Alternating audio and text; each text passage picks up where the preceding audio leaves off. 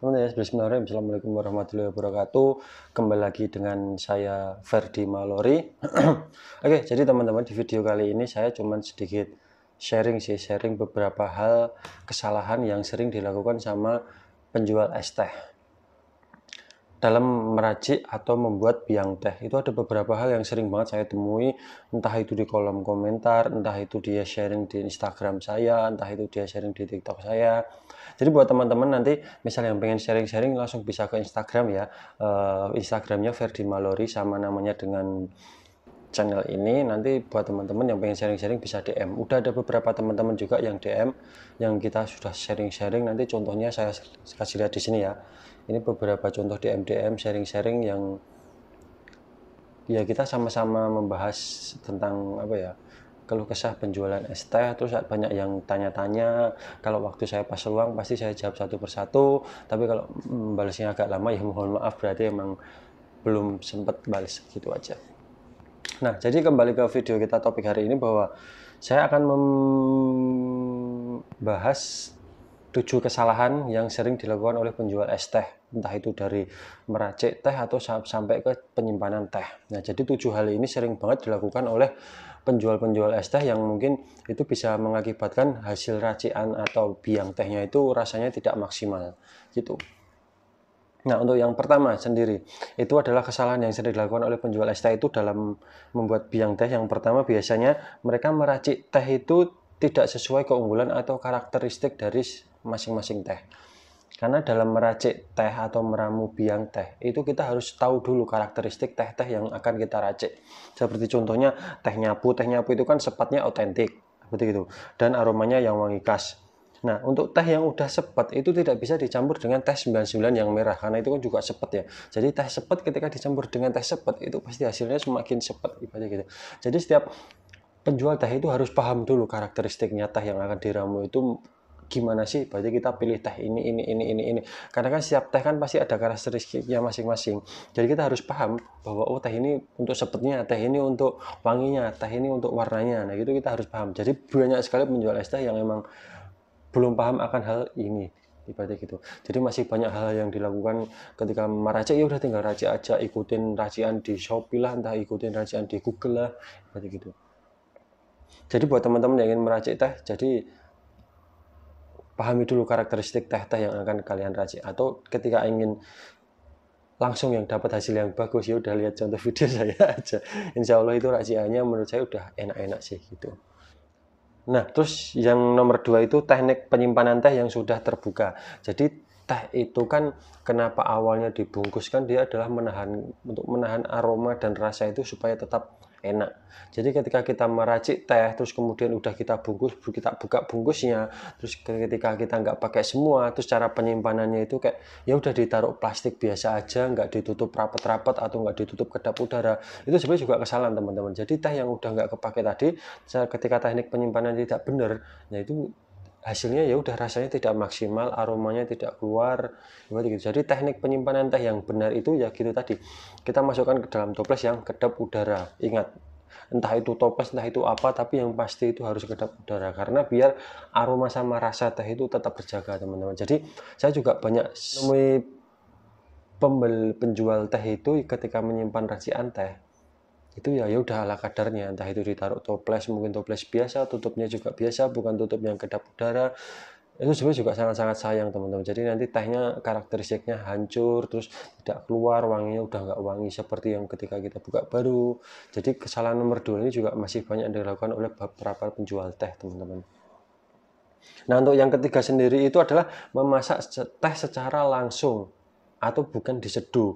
Maksudnya secara langsung di sini air diseduh, kemudian teh dimasukkan ketika bersama seduhan air tersebut, sedangkan api tidak dimatiin. Itu sebenarnya salah teman-teman. Itu merusak ciri khas rasa yang menurut saya itu ya ketika direbus ya udah kita dapatnya cuma pahit, sepet, udah jadi wangi sama karakteristik tehnya itu malah nggak keluar.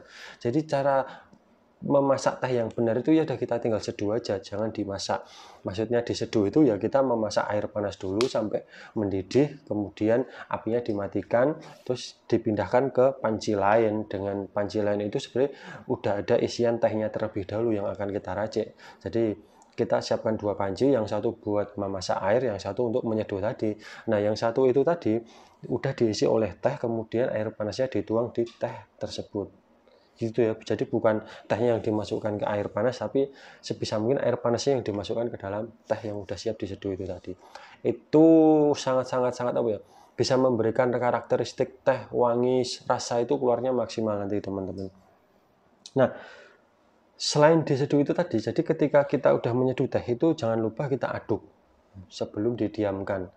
Karena itu tadi sangat-sangat berefek, terus kita aduk kembali setelah mau dituang, pindahkan ke jerigen atau tempat jualan itu tadi. Itu wajib banget diaduk ya teman-teman. Jadi minimal 2 kali aduk itu untuk mengeluarkan rasa dan aroma teh itu biar maksimal. Karena kalau nggak diaduk itu ya keluarnya nggak maksimal aroma maupun rasanya, seperti itu. Nah, untuk yang keempat sendiri ini juga sebenarnya masih banyak teman-teman pelaku pengusaha es teh itu yang masih sering dilakukan, yaitu adalah menyeduhnya terlalu lama ataupun terlalu cepat. Itu sangat-sangat berefek teman-teman. Jadi teknik penyeduhan itu misal terlalu cepat juga rasanya nggak begitu keluar, tapi misal terlalu lama yang didapat cuma sepet. Jadi aroma sama rasa tehnya itu sendiri karakteristiknya nggak keluar. Berarti gitu. Jadi untuk normalnya ketika kita ingin jualan teh dengan kadar mungkin kita sekali masak untuk 6-7 liter, nah itu paling nggak 30-40 menit itu aja udah cukup. Jangan sampai lebih dari 1 jam. Karena itu akan menimbulkan rasa yang ya udah adanya cuma pahit sama sepet. Nggak muncul istilahnya aroma yang enak, terus rasanya yang enak. Sebenarnya teh itu kan ada beberapa karakteristik yang ada rasa manisnya juga, tapi bukan manis gula ya, beda ya.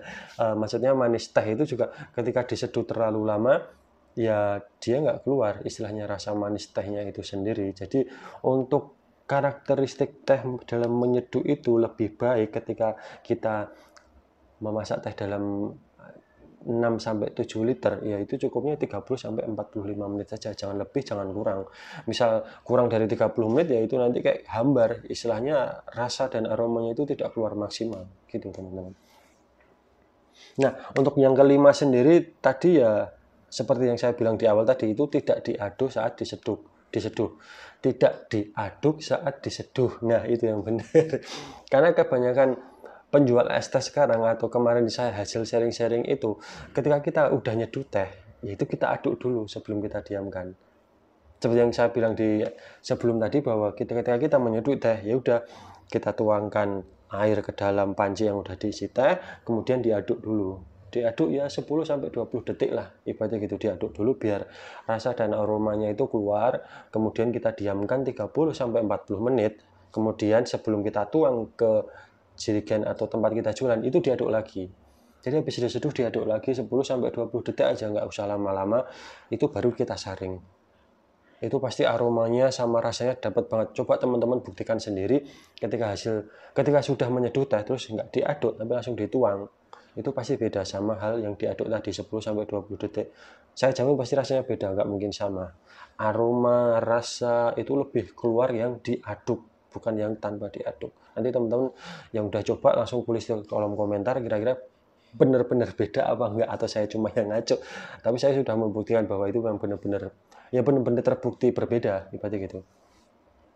Teman saya yang jualan ayam penyet pun juga kemarin saya kasih resep yang sebelum video ini, dia bilangnya emang benar-benar enak, cuman dia kayak ngerasa kok rasa dan aromanya nggak keluar. Terus ketika saya tanya, lah kamu aduk apa enggak? Dia bilangnya enggak.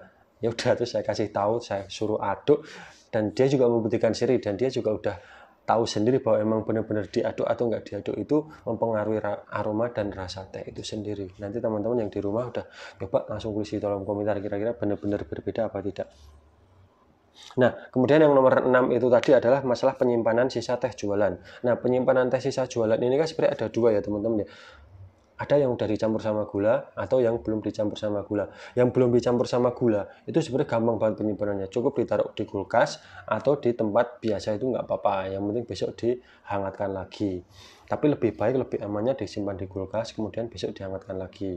itu udah cukup penyimpanannya. Yang penting penyimpanan menurut saya itu yang kedap udara juga kalau teh yang udah diseduh. Kalau yang nggak dicampur gula itu tadi di tempat biasa, terus yang kedap udara di tempat toples lah ibaratnya gitu, kedap udara itu juga bagus karena dia kan nggak tercampur oleh udara luar. Nah, yang membedakan di sini adalah teh yang sudah dicampur gula. Sebenarnya saya tidak menyarankan ya bahwa teh yang udah dicampur gula sisa itu dipakai besoknya lagi, saya nggak menyarankan. Cuman saya kemarin juga ada sedikit tips dari para pelaku penjual es teh bahwa ini kan musim hujan, jadi sering banget kita istilahnya udah sudah memprediksi bahwa kita masanya cuma sedikit, tapi ternyata masih sisa banyak banget, ketika itu dibuang sebenarnya kayak eman-eman, sebenarnya kan itu keuntungannya kita, kenapa harus kita buang. Nah, dia itu sedikit sharing sama saya bahwa teh yang udah dikasih gula itu masih bisa dihangatkan dengan cara itu tadi, disimpan di dalam kulkas, kemudian ketika besok mau dipakai itu dipanaskan lagi dengan api yang kecil, kemudian itu bukan waktu pemanasan itu tidak ditutup, jadi kayak ditaruh panci tapi setengahnya tertutup setengahnya enggak, jadi setengah tertutup setengah terbuka, itu menggunakan api kecil selama 30-45 menit dihangatkan. Kemudian setelah dipanaskan itu dia matiin, kemudian baru ditutup, baru didiamkan lagi selama 30 atau 45 menit. Itu sebenarnya untuk aroma karamel gosong itu kan kayak gula yang sudah dihangatkan kembali ya. Itu sebenarnya masih terasa, cuman nggak begitu parah ketika dihangatkannya itu terlalu barbar. Istilahnya tidak menggunakan teknik yang saya sebut tadi. Ada perbedaan istilahnya seperti itu, cuman dari saya pribadi sebenarnya tidak menyarankan, cuman ini bisa teman-teman tiru, tapi jangan dilakukan setiap hari ya, karena emang nanti takutnya banyak konsumen yang paham akan rasa dan kualitas teh akhirnya pergi, ternyata tehnya itu cuma nget-ngetan terus ibaratnya gitu. Itu sangat tidak direkomendasikan ya teman-teman ya. Nah, kemudian yang 7 atau yang terakhir itu adalah terlalu banyak es batu di Sukoharjo sendiri teman-teman. Apalagi teh franchisean yang terkenal di Sukoharjo, yang mungkin sekarang lagi viral di TikTok, yang nonton ini kalau tahu nanti tulis di kolom komentar.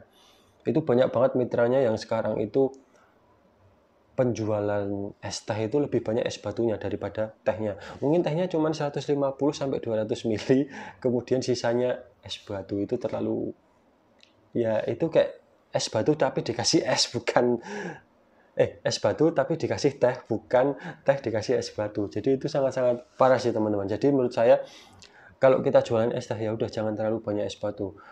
Usahakan teh itu istilahnya 50-50 lah. Mungkin tehnya bisa 200-250 mili, kemudian es batunya setengahnya, itu istilahnya udah paling mentok banget. Kalau teh kurang dari 200 mili itu menurut saya sangat-sangat sedikit banget. Nanti di sini juga saya tampilkan video bahwa kemarin saya sempat beli teh. Ketika tehnya saya tuang, ya isi tehnya cuma sedikit, es batunya masih banyak gitu. Nggak tahu nanti saya tampilkan apa tidak ya, saya takut malah nanti yang punya brand marah. Gitu ya teman-teman ya. Jadi ketika kita jualan es batu ya jangan dikasih es batu yang banyak. Ketika emang HPP-nya udah ngepres, ya kita naikin aja jadi 4.000. Ngapain susah-susah, kamu udah franchise, bayar mahal, tapi kok untungnya nipis, tetap nekat jual 3.000 dengan alasan dari pusat nggak mengizinkan harganya lebih dari 3.000.